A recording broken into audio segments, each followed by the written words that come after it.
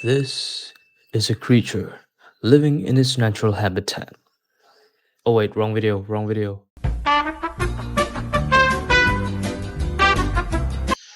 Greetings everyone. My name is Veryut. I'm your host, your editor, and your producer of this video. And this is my diary.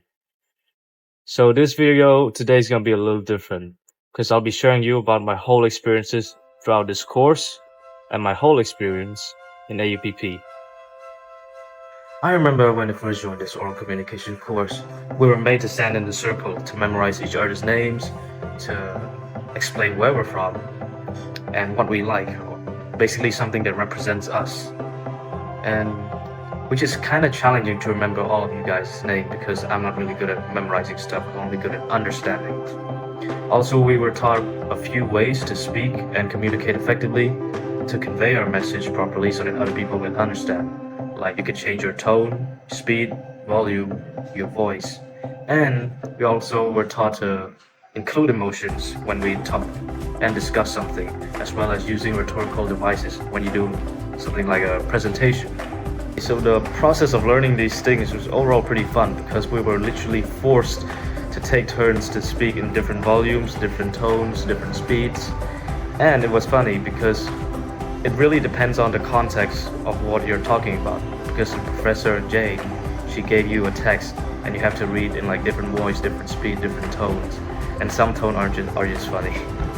So after we learn about the key of communication skills, like the rhetorical devices, the tone, speed, volume that I mentioned before, we started learning more fun stuff. We were introduced to impromptu speech. So impromptu speech basically works by professors giving you like 1 minute to plan your idea, and you were given 1 to 2 minutes to speak it out based on that 1 minute that you were given to think about it. And I was really looking forward to this for quite a while because I thought it would be interesting to see how I can think outside the box, also think about the reasoning behind the topic, as well as including some rhetorical devices that I can use during a presentation, right? Also, I also need to think about what would make the speech itself interesting, something that people can relate to. Or maybe I'm just thinking too much. Yeah, but that's my thinking process during the impromptu speech. So as it was my turn to do the impromptu speech, I get a little nervous, which I think is pretty normal because I haven't really done it since the 10th grade. It's been like 3 years since I've done any impromptu speech. And because of the unpredictability, you can never guess, believe me, you can never guess the topic of the impromptu speech that was given by Jay. But regardless of how nervous I am, I still do it anyway, so it doesn't matter. And in the end, it turned out pretty smoothly. But from my self-reflection, I think I just lacked a bit of body language.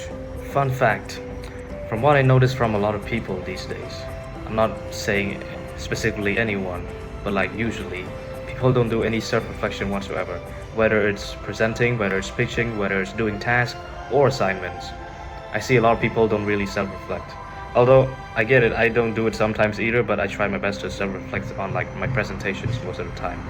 And I personally believe you can only grow when you self-reflect, or you can ask other people to reflect for you on what you've been missing. Anyways, so SDG was also another interesting topic that I'm really looking forward to, because I've noticed not only do we get to talk more about our chosen SDG, we also have to conduct an in-depth research about what the SDG itself is about. So the SDG project and the presentation that we've done was also another interesting topic, because I've never really noticed about these SDG things until Professor Jane introduced them to us.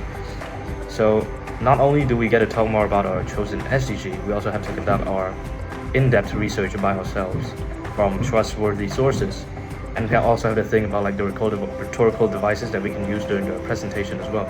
But truthfully, what I'm really grateful for attending this course and during these SDG time is that I got to learn a lot of different AIs, like Perplexity, like Notebook LM, Claude. I've never heard of these AIs before until Jane introduced them to us. And it turns out to be pretty useful for like academic purpose and other things in life. Oh yeah, and regarding AI use, I usually use Gemini to do a lot of the generated stuff, and Notebook LM, which is introduced by Professor Jane herself, I usually use them for adding like a history document and letting it summarize the document for me so then it saves a lot of time. And here are the lists that I use Notebook LM for. As you can see, there are many topics. Like I use some of them for English composition, but most of them are from the history class, like I mentioned before. I think both Gemini and Notebook LM are very comparable in many ways, and I use them all the time. But I just think that Notebook LM has significantly more features, especially video generation. And as if it couldn't get any more exciting, we also started having debates. Now, believe it or not, I've never done a debates before, ever. And once again, I'm looking forward to this debate because I've watched a lot of YouTube videos and on social medias about intelligent people talking about certain topics. And this whole debating experience taught me a lot of things regarding things like teamwork, organizing roles, and most importantly, it taught me to understand, to really focus and pay attention on the perspectives on both sides of the debate, because you can't be biased or else you lose, right? So the challenging part about this debate is the element of unpredictability and flexibility as well, because sometimes we can never guess what the opposing team is going to say or what the argument might be. So you have to really think and predict what they might say, and then you can come up with a counter argument or an explanation that strengthens your points. Oh yes, how could I forget? We just did roleplay this morning by the time of making this video. So the roleplay experience was actually phenomenal and went pretty smoothly.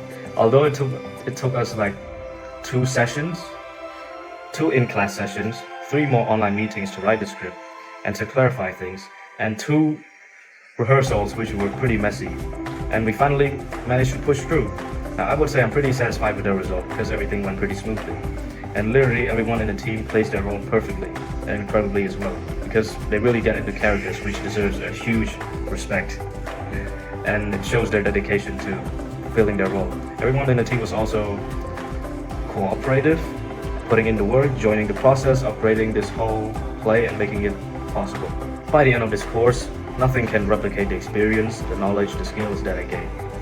So because although I consider myself to be quite a confident individual, this oral communications course still taught me a lot of new different things, and it still further boosted my confidence and equipped me with the skills to boost this confidence of mine.